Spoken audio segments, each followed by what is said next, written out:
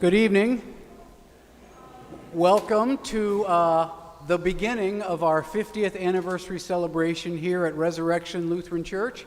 I feel like I'm not the person who should be allowed to be up here. I have only been here 10 years, but some of you have been here for a very long time, and we are glad that all of you who have joined us tonight are here to celebrate with us.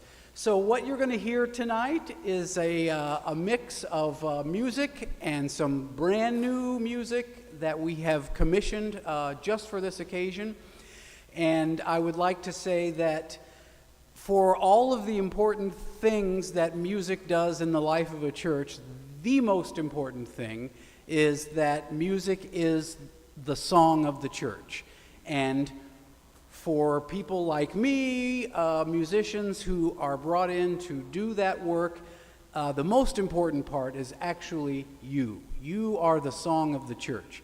And so I always like to make concerts that I do have a singing component. So you will have to sing tonight. Sing for your supper, if you will, for those of you that are going to the dinner afterward. And so I think that that's the most important part of music in the life of a church, is that the church celebrates God through song, from the earliest psalms to music that we sing today. And as such, I have written a song, a hymn for you, for this church, to celebrate our 50th anniversary. I would like to read it before we sing it.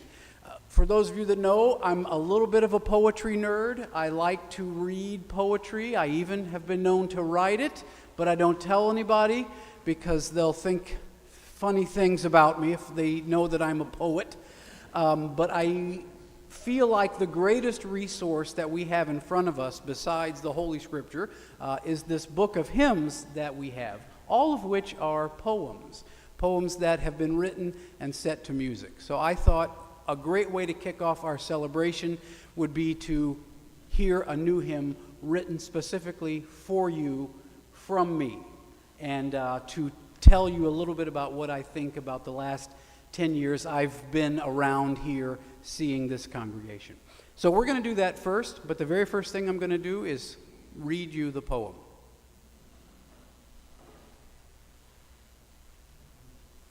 I'm past 50, so I do not have it memorized.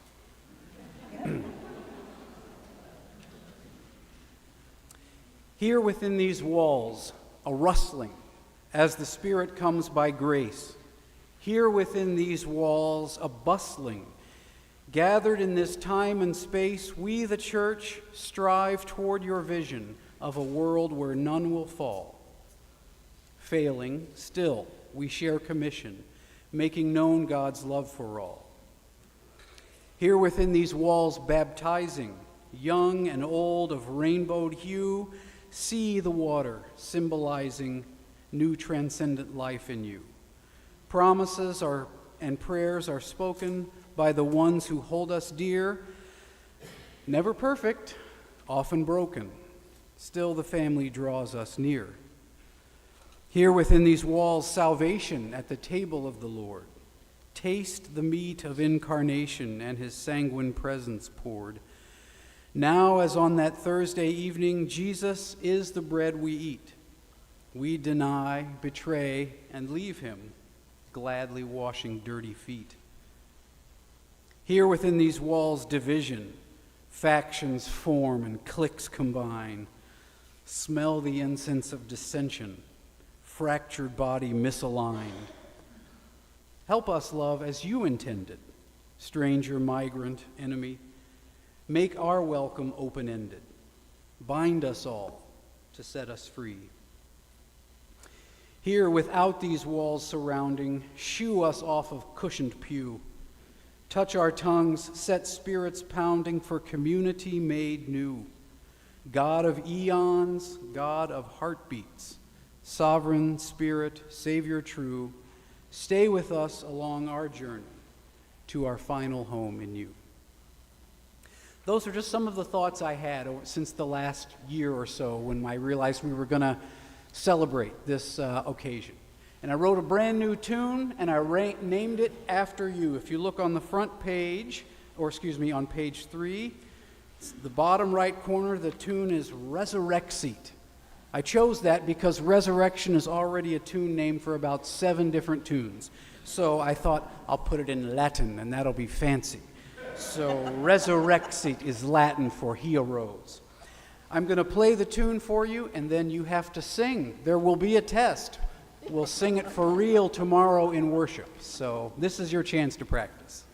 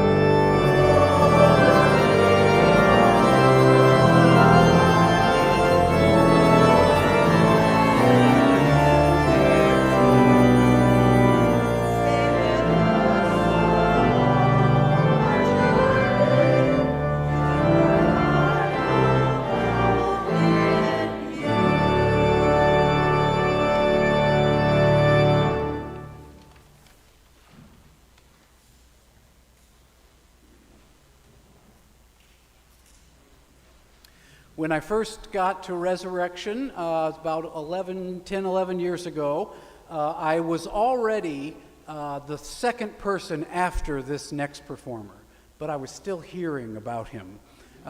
Quite the character. I've been going through, at one point I was going through pictures in my desk, and I came across a picture of this person in a cape, in a brassiere, cape and brassiere at the same time, and I have quickly come to learn that Martin Morley is one of a kind. And I will never ever be the musician that Martin is, and that is okay. I am happy with that. He is going to play for us, and just listening to him play this afternoon has been a treat already. So, without further ado, Martin Morley.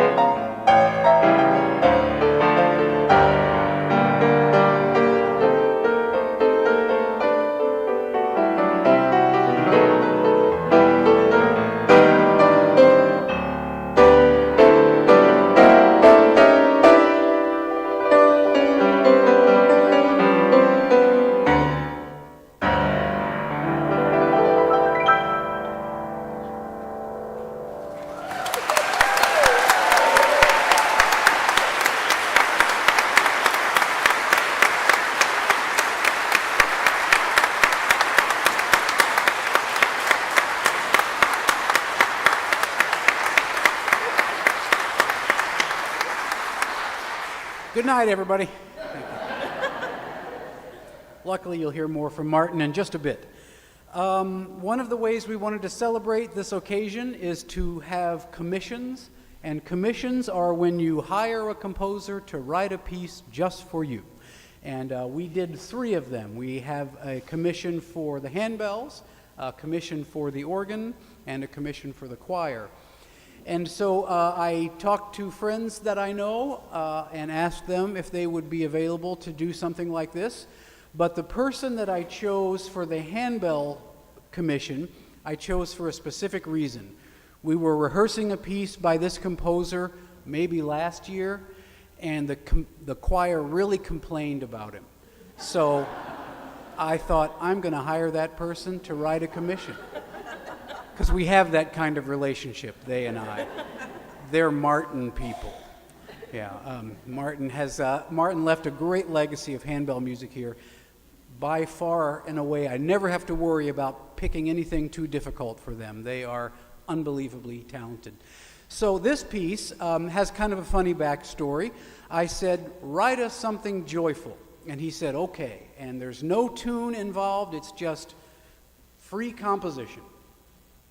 So he sent it to me over the summer and said, here's the piece. I don't really have a title. I've called it Ad Eternum, as in to infinity and beyond, or forever, or whatever, something along the lines of that. And I said, okay, well, maybe, he said, we can work with that title. And I came back and suggested, how about Resurrection Carillon? And he said, well, okay, except if it ever gets published, people will think they can only play it around Easter time. Okay. So, well, we just waited and waited for inspiration. And then about a month ago, we were singing a hymn by my favorite Lutheran hymn writer, Paul Gerhardt, from pre-1600s. And the first line of the 4th verse, the hymn is called If God Himself Be For Me. But the 4th verse starts out, for my heart with joy is ringing. That's it. And of course I mispronounced it because I can't read English too good. And I said my heart for joy is singing. But then as I went back and reread it, I'm like, oh, that's not the words. The words are, for joy my heart is ringing. There's our title. So the title comes from an old Lutheran hymn writer. I mentioned it to Jason, and he said, that's wonderful. So, for the first time ever, this is, what's the title? For Joy My Heart is Ringing by Jason Krug.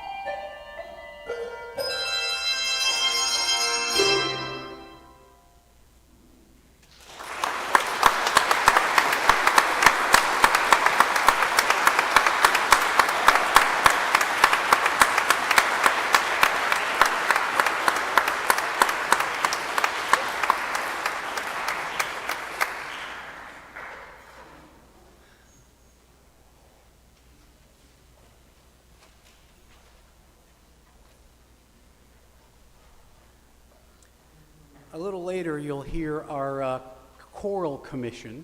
And when I first met with that composer, I suggested to her a text that would be great for the choir commission. Later on, she came back to me and said, actually, I like this text instead. And you'll hear that later, but that original text I had suggested was a text from Micah. Micah 6:6-8, you, O mortal, what is good? The Lord has told you that you do justice, love kindness, and walk humbly with your God. That was a text I never really heard much of until I came here. And it has kind of been an inspiration ever since. So when our choral composer said, I'm using a different text, I took that opportunity to write a song for our band. The song is called, What Does the Lord Require? And you have a part to play. If you flip over to the back page, you'll see the chorus there. And what does the Lord require of you? For God has told you what is good, but to do justice, etc., etc., etc. And you have to sing that 5 times. Now, not all at once, 1 time, and then 2 times, and then 2 times. That way we know it by the end. And again, there'll be a test. We'll sing it tomorrow at worship as well. So this is New Spirit, and we are singing, What Does the Lord Require?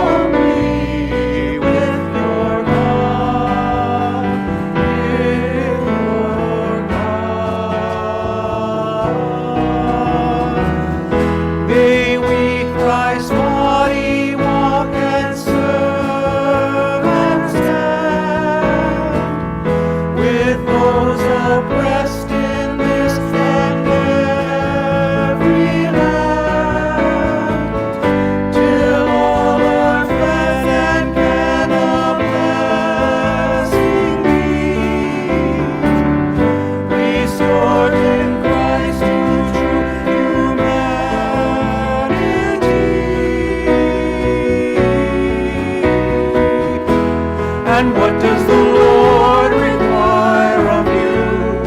For God has told you what is good, but to do justice and to love kindness and to walk humbly with your God, with your God. And what does the Lord require of you? For God has told you what is good, but to do justice and to love kindness and to walk humbly with your God, with your God.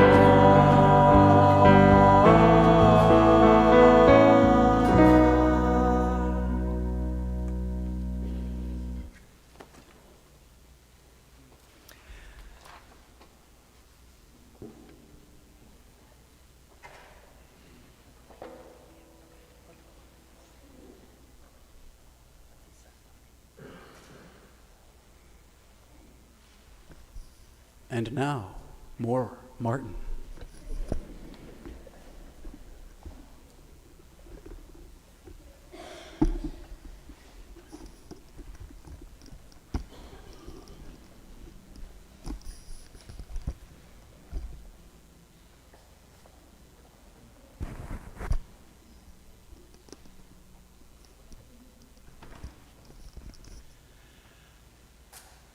Jim has been very kind in his comments about me today, and I just want you to know that he has done things with this music program and for this church that I could only have imagined. The choirs sound great, and my goodness, the installation of this beautiful pipe organ and the way he plays it. Thank you, Jim.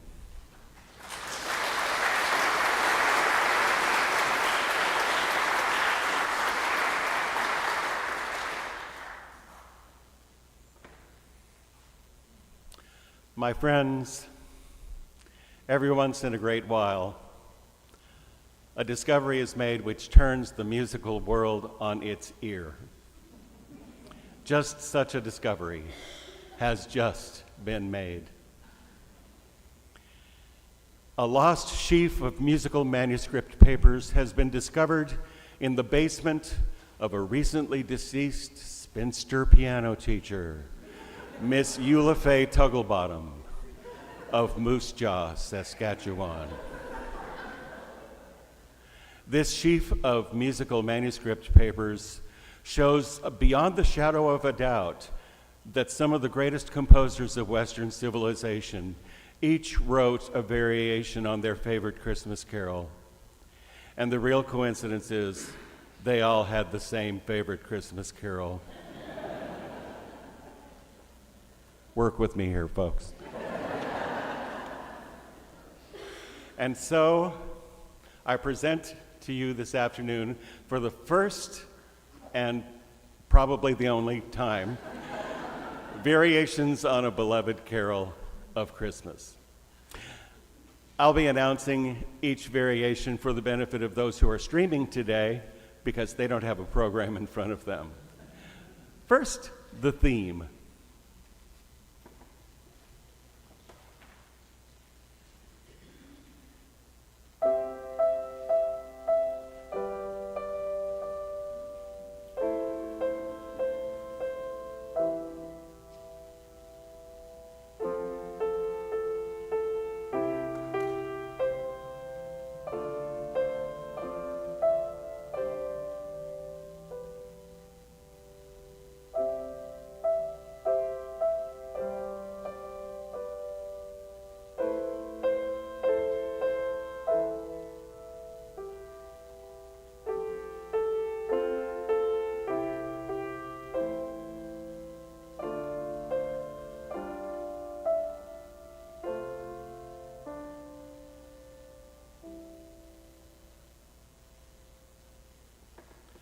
Mr. Bach wrote Prelude for St. Nicholas.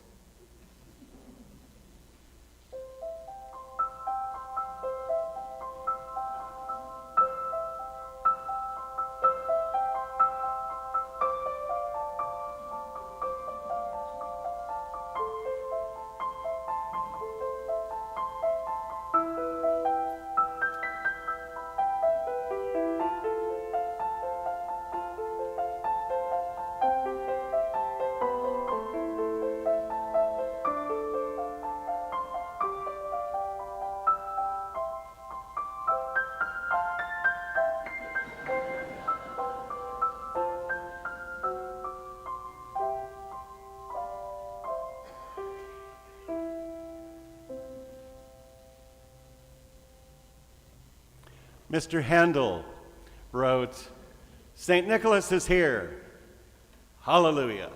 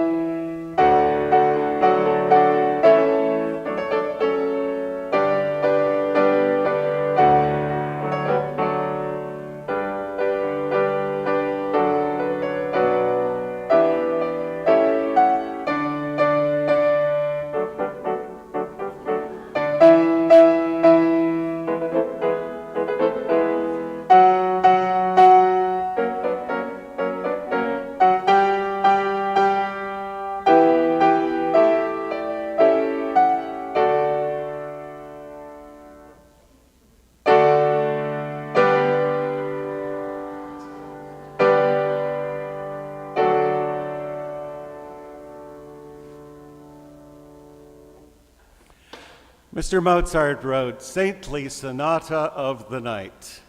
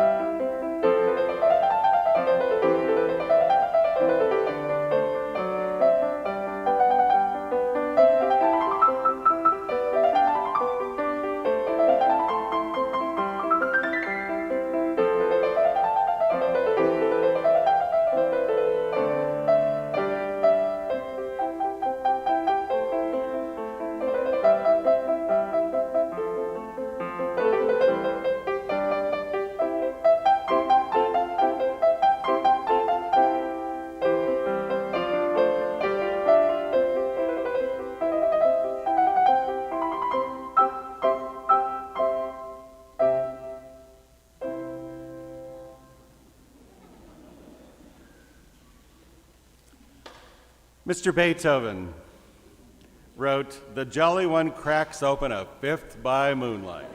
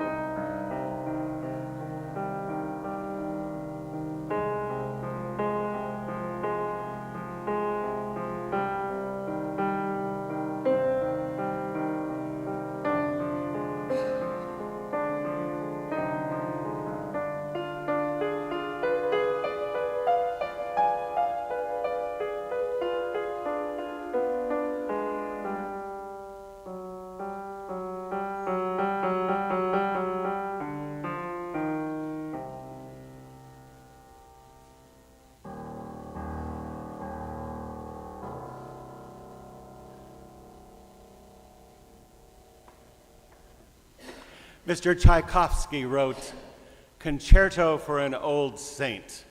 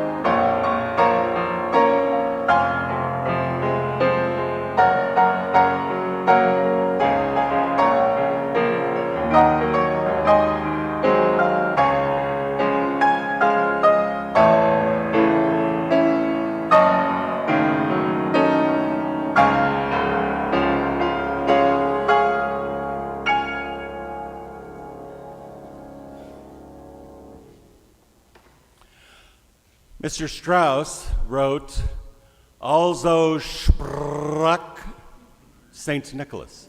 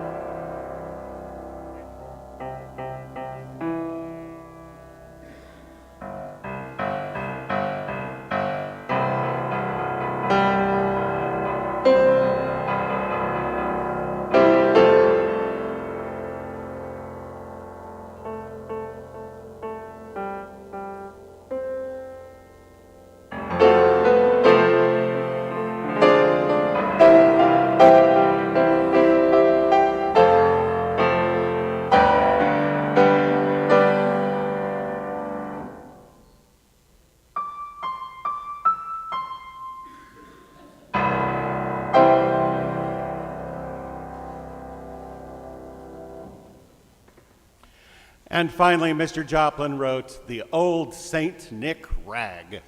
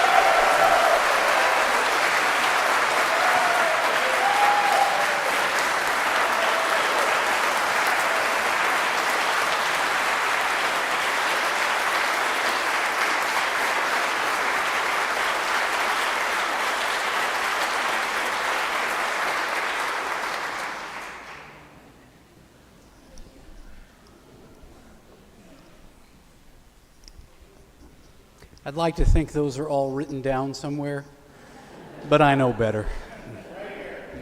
Oh, yes, exactly. All in my head. My first introduction to Resurrection was when I got a call from Alan Dyer, who said, "Hey, would you like to come and accompany my choir? We need an accompanist." And I said, "Sure, where do you meet?" He said, "Resurrection Lutheran Church, have you ever been there?" And I said, "No." Because I live over there, and I was at that time working at a church in Dallas, and I would drive all the way down Coit, and then I would drive back up Coit, and I never came this far east. Never saw this church until I showed up for Texas Voices one day to accompany them. And that's where I met our next performer. She is a lovely soprano who I eventually found out is actually a member of the church, but was also singing with Texas Voices at that time. Catherine Tribble is a wonderful soprano who also sings with our choir, and she is going to sing from Cantata 68, Mein gläubiges Herz. Let me just read the translation for you.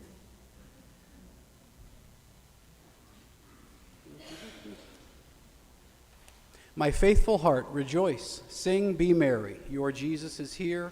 Away with sorrow, away with lamentation. I shall just say to you, my Jesus is near. Catherine Tribble. There she is.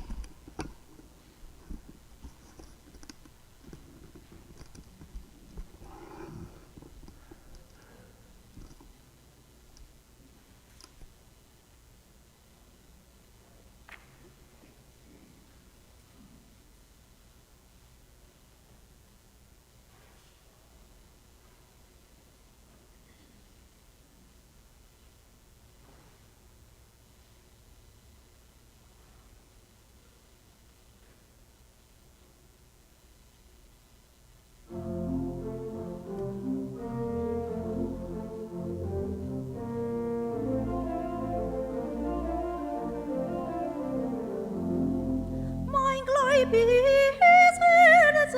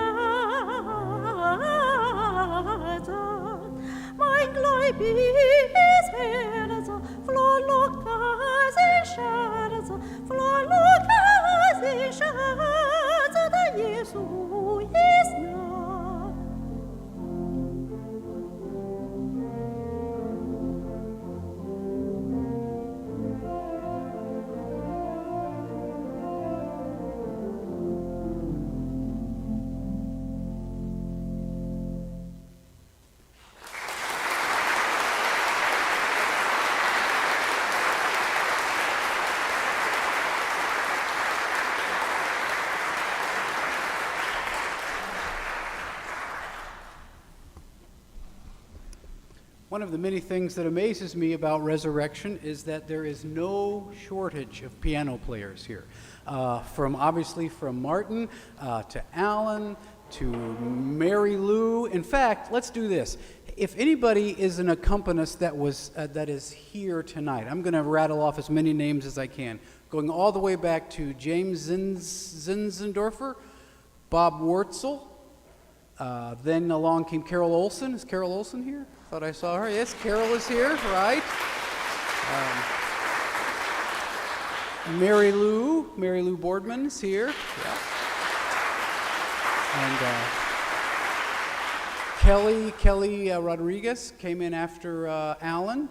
Alan, of course, is here.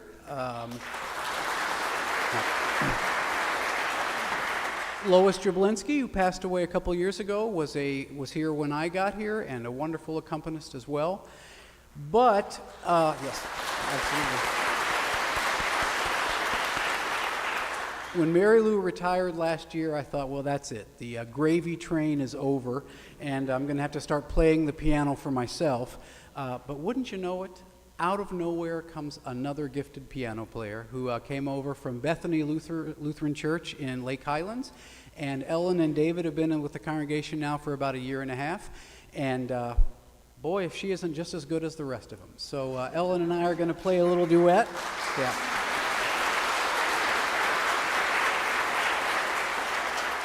This is a piano four-hand piece called Little David, Play on Your Harp.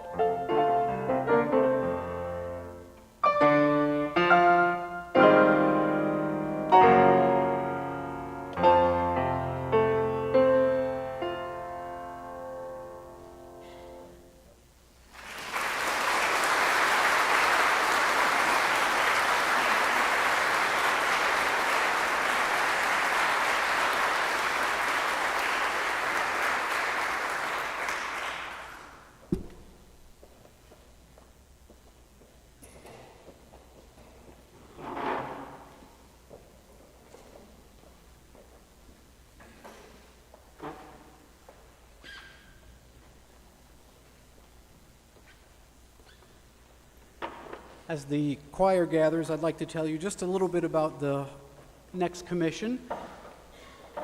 Deborah Scroggins and I met about 2, 3, how long ago? It was 6 months maybe, I can't remember now, anyway. And we talked a little bit about the importance of music and the role of this congregation, but I also mentioned to her that how much outreach is important to this congregation, which is why you're all sitting on quilts. Not because we think that they look lovely and are a decoration, but those are all quilts that have been sewn out of love to be given away to people across the world. That's the kind of congregation that this is. We love our music, we love our high, fancy liturgies sometimes, but the important thing that we do is we reach out to the community. And I told Deborah to write a piece that embodied that, and I think she absolutely crystallized it perfectly. We're going to sing that next, and then I would like to acknowledge our composer. So, here is Come, O Blessed of My Father.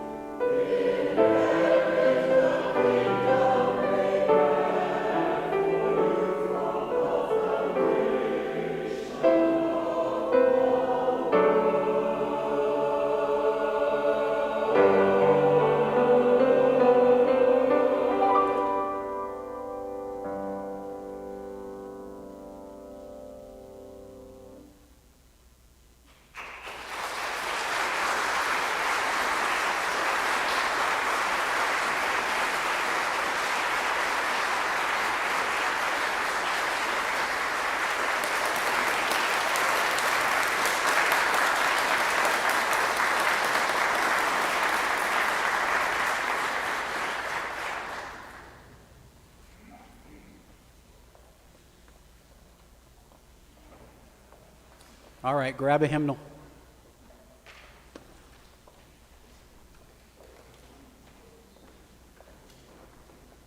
There's a story involved here, as always. If you open up to hymn 851, 851.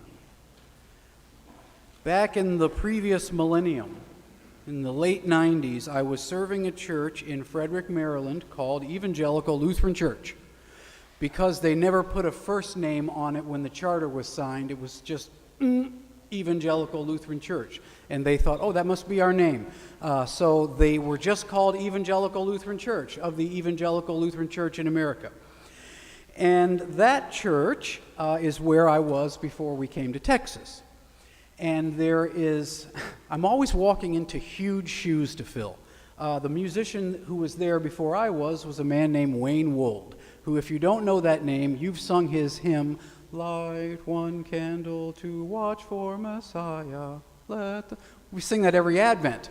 When I got to Evangelical Lutheran Church in Maryland, he had just left, and the hymnal supplement with one voice had just come out, and there were thousands of those books all over the church with his name at the bottom of one of the hymns. And I felt like I am not worthy to be in this position after this guy just left. Funny story about that is, they had just introduced in that supplement the tune Engelberg, which you're going to hear in just a second. We know that Christ is raised and dies no more. Actually, it was in the Green Book, but it had just become famous among Lutherans. At the same time, when that supplement came out, another person in the town of Frederick wrote a tune that also was meant to go with that text. And if you look right next door to hymn 851, you see hymn 850, the music written by a guy named Charles Anders, who was a pastor in Frederick, Maryland at the exact same time. He wrote that tune, and he even named it Fredericktown. So that tune was meant to go with When in Our Music God is Glorified. Fast forward several years later, I was looking for a tune, and Wayne and I contacted Wayne. I said, would you like to write a commission for our 50th anniversary? And he said, sure. What tune? My first thought was I would like him to write something on that hymn that I wrote. But then I realized nobody ever is going to hear that hymn again, and nobody will publish it, so it doesn't make sense to write an organ piece based on a hymn that nobody ever is going to hear again. So he and I decided that we would like him to write something on Engelberg. Even though we both served the church where the pastor wrote the tune of the other text, When in Our Music God is Glorified, he and I agreed we both like Engelberg better. So what you're going to hear now are 5 variations on Engelberg. Each one is based on the text of each verse of the hymn, When in Our Music God is Glorified. So you need to pay attention and watch along. Then after it's over, if you wish to applaud, you can. Then we'll sing that hymn one more time before we go. So this is Partita on Engelberg, When in Our Music God is Glorified, written for our organ, which is now nearly 10 years old. That reminds me,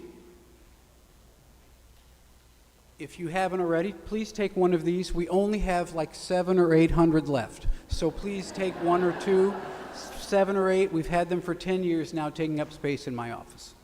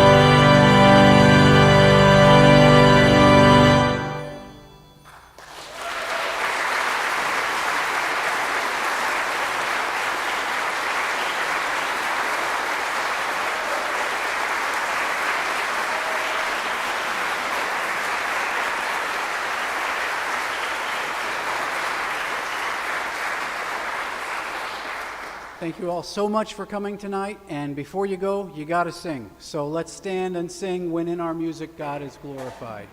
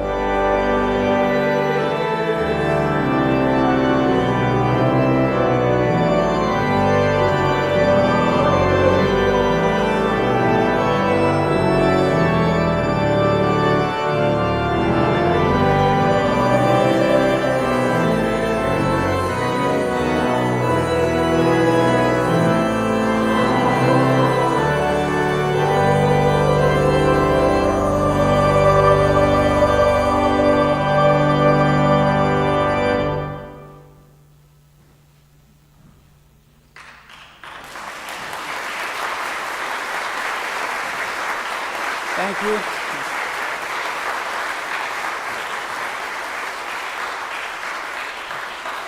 Thank you all so much for coming. Jan Frum has some important housekeeping announcements. Jan has been one of the people on the committee for the 50th, and she has done an exceptional job. So here she is.